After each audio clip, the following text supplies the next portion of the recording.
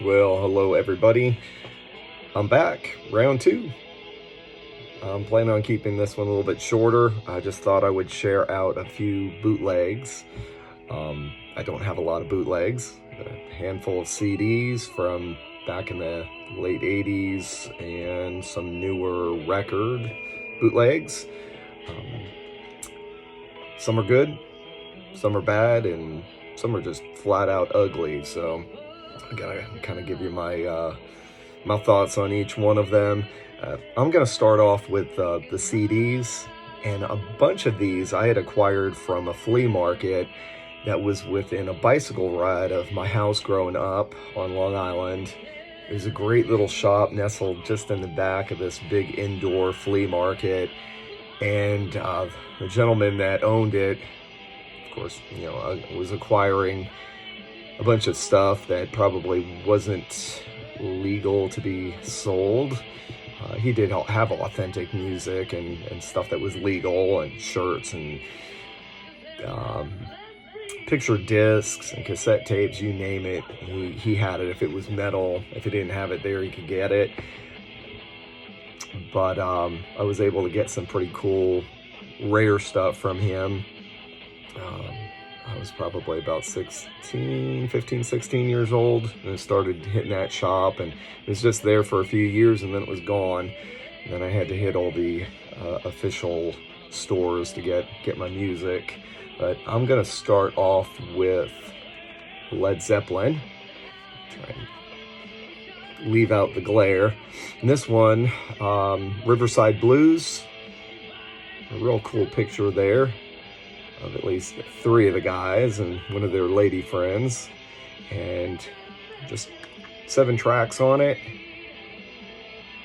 I believe it was an Italian release, the Swinging Pig Records, 1989, and just 7 tracks. But what drew me to this one, it does have Traveling Riverside Blues, which up to the point of getting this I had never heard before. I think a few years later it was released on a box set. I believe it was also available as a B-side on a single that I never had, but a really cool song.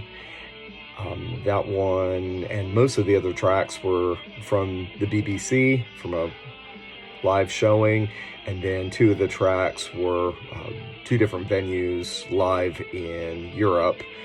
Number 7, one of those was an Otis Rush song, I Gotta Move, which I had never heard before, and so I got two tracks on here that have not seen elsewhere. From the same shop, I was able to get my first Iron Maiden boots, which was a 2 CD set, a Volume 1, Volume 2, both with the same cover. It does have Volume 1 here written on it. This is a 10 years old Eddie's Boys World Peace Tour, 83. X Records, records spelt with a K. On the back, some pictures of the guys. No song titles on the back. It does mention that the full track listing is located inside. So if I open one of these up, see the CD and then the tracks.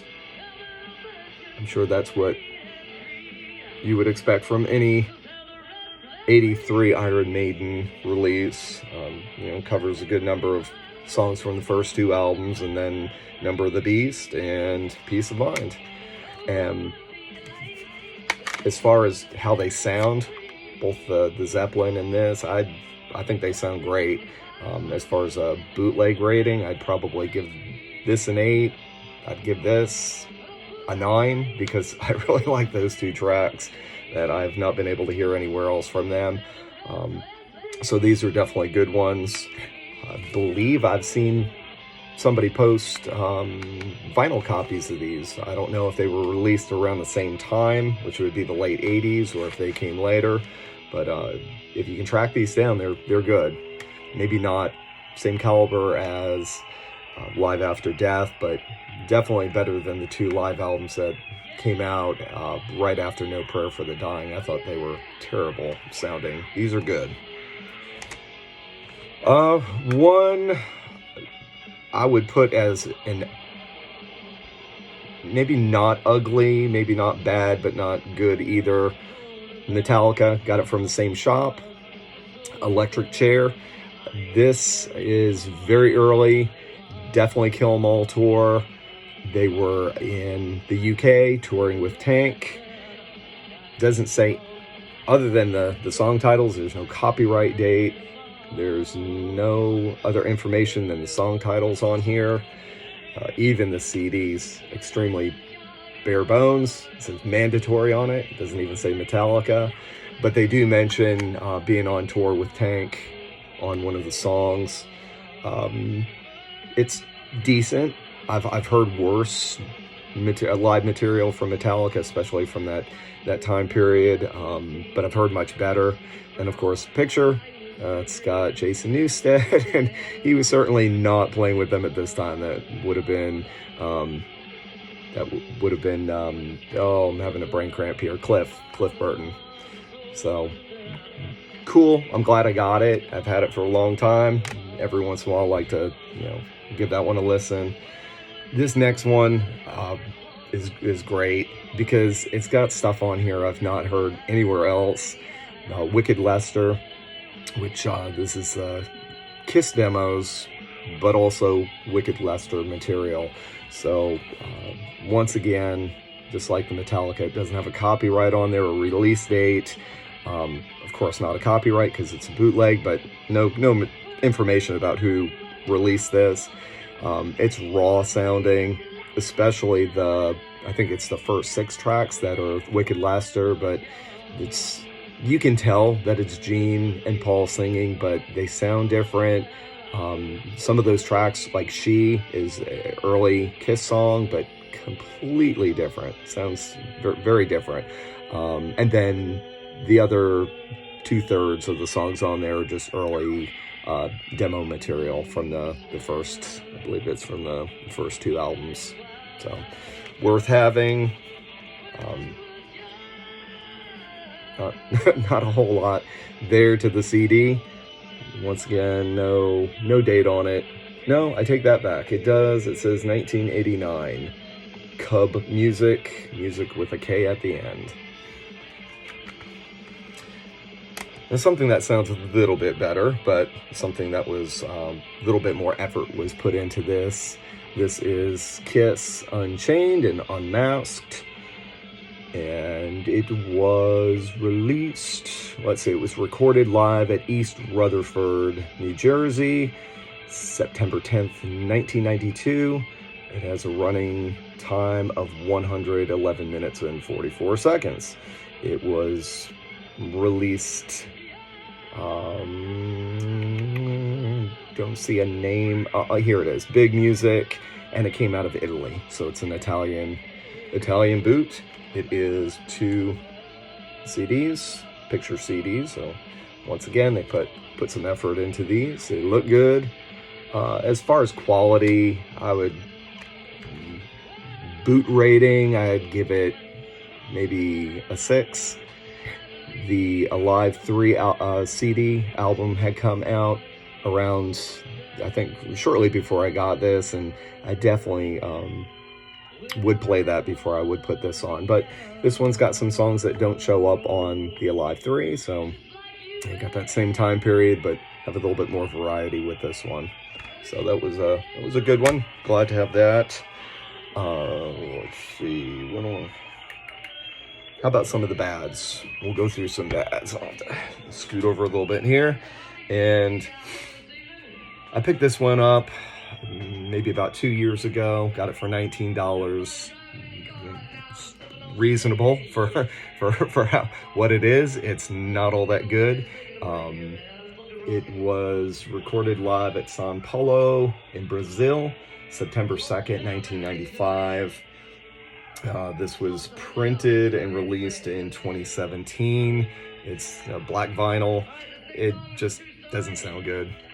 I could probably find live material on YouTube from Megadeth from this time period that would sound 100 times better than this. So I wouldn't recommend purchasing it. Get something official if you need your Megadeth fix. And I'm gonna say the same thing about the next one, a band I really love, and especially from 1987, Among the Living. But this live, this was a radio broadcast from 1987 from Dallas, Texas, and the source material might be great, but this pressing is staticky and it just doesn't sound good. It paid $21 for this one. If I could go back, I'd spend my money on something else. So not a good one. This next one I picked up recently, and this is a good one. This one sounds good. It's a 2-record Black Sabbath live in Italy, February 19th, 1973. This one is considered part of a trilogy. I believe this was the 3rd one, even though the order of the dates don't make a lot of sense, because this one is February 19th, but the second of the set is February 21st of the same year, and the first of the trilogy was February 22nd of that same year. But who cares? The music's outstanding. This, I believe, is the Sabbath Bloody Sabbath tour, even though there's only one track from that album. And there is one cutout, Ozzy's vocals cut out on War Pigs for about 40 seconds. It sounds like it's, I don't know if it was the mic, but the rest of the band you can still hear, and they sound good. So this one, I think I got under $40. It was worth it. It's good. I wouldn't mind picking up the other two if I can track them down. And the last two I want to share are outstanding. I mean, they're probably the best boots I have. Quality, sound quality, the actual packaging is great. These are from Japan. This one, Iron Maiden, I ran to Brixton. So this one's live from England. It has the, I know what those are called, and now my mind's gone blank, but UBI. It's got the little, it's actually, I believe, a sticker on this one. So it's attached to the cover. You open it up, it's on the inside of the gatefold, doesn't wrap around to the back, which I like. And this particular live album was from their Brave New World Tour, which I don't have any other live Maiden from that particular tour. And what's really cool about this one, they dedicated the show to Clive Burr, and I believe he was actually at that show just as a guest. He didn't perform. I would imagine that his health was declining at that point, but they have some pictures of him behind the kit, and pictures of him with the band. And so just a real cool kind of keepsake from just remembering Clive Burr and his influence in the band for the first 3 albums. And then I've got another one from that same company, and the name of the company that's putting these out is Heavy Metal Heroes Records. And this one, like the last one, also tells us which tour on the back. This is from A Matter of Life and Death. It was recorded November 2006. Another gatefold.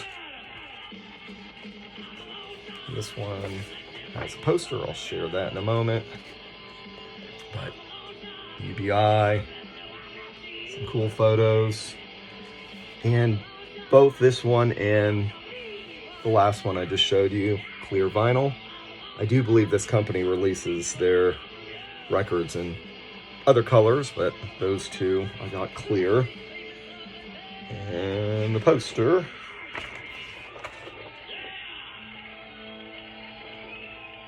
So those are really good. I mean, the sound quality is outstanding, and I would definitely like to get some more from that company, especially some more of the Maiden. And so that's all I've got to share. I've got other records that are sanctioned bootlegs, like Riot. So I didn't include any of those because some bands will take some shows that they have and release them, or some of their demos. And so I've got lots of stuff that would be sanctioned and put out by the bands, but the ones that I shared were maybe not given the okay from the bands. So this thank you all for watching. I appreciate those of you that watched the first show, and if you stuck it out through the whole thing, tip of the hat to you. And I hope you all have a great weekend, and thank you for watching.